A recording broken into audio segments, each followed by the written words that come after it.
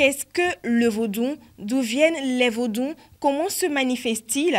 Et comment impactent-ils le quotidien et les réalités politiques et économiques, aussi bien des initiés de vaudou que des communs des mortels dans les sociétés post-esclavage? Ce sont là autant de questionnements autour desquels ces différents chercheurs culturels et scientifiques venus de divers horizons vont nourrir des réflexions sur le vaudou et les arts qu'il induit, et ceci dans un but précis. L'ambition à ce niveau est d'analyser les arts, les cultures et la spiritualité des sociétés post-esclavage afin d'y déceler les vestiges du vaudou, quelles que soient les figures sous lesquelles ces vestiges se présentent. Ce colloque donc se propose d'étudier la science, c'est-à-dire la présence du vaudou à travers ses arts, ses symboles et autres motifs dans la culture et les arts des sociétés post-esclavage. Il s'agit, en somme, d'analyser les conséquences de l'esclavage dans la propagation du vaudou dans les sociétés post-esclavage, et cela dans une perspective interdisciplinaire.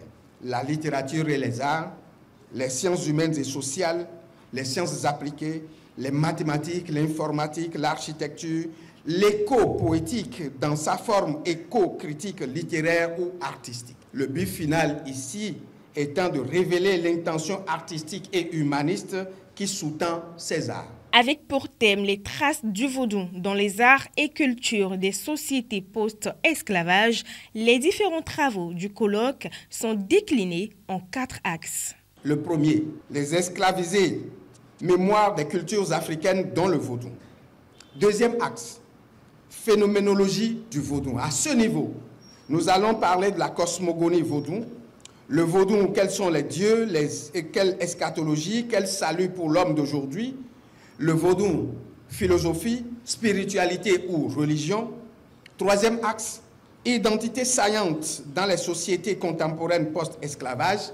Et c'est bien sûr à ce niveau-là que nous parlerons de l'onomastique vaudou, une prière, un projet de vie, les langues et langages du vaudou, c'est-à-dire les pratiques langagières des espaces initiatiques vaudou, le vaudou et la protection de l'écosystème, c'est-à-dire le rôle du vaudou dans la crise socio-environnementale et écologique.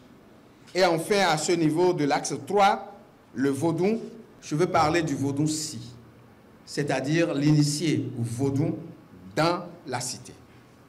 Et le quatrième et dernier axe, les arts et cultures vaudou post-esclavage.